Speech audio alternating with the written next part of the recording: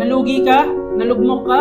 Feeling mo wala ka ng pag-asa? Sinubukan mo naman lahat pero parang walang nangyayari? Alam mo kung ano sasabihin ko sa'yo? Bumangon ka, maligo ka at magbihis ka. Tumayo ka. Tandaan mo habang hinahabol mo yung success mo, napakarami pang mahihirap na pagsubok ang darating. Marami pa yan. Marami pang heartbreaks, marami pang rejections. Ang dami pang pagkakamali na pagdadaanan mo. Ang tanong, gaano mo ba ka gusto magtagumpay? Gaano mo ba ka gusto makaalis dyan sa buhay na yan? Sa mga nag-uumpisa magnegosyo, merong mga tao na okay sila dahil marami ng customer. Masaya sila kapag may client doon sa business nila. Pero kapag matumal, wala silang customer, ayaw na nila magnegosyo. Ayaw na nilang magtagumpay. Ayaw na nilang lumaban. Tandaan mo, kung gusto mo magtagumpay sa buhay, hindi mo maiilagan ng failure. Dapat nga yakapin mo to eh. Yakapin mo at tanggapin mo yung failure dahil parte yan ng proseso.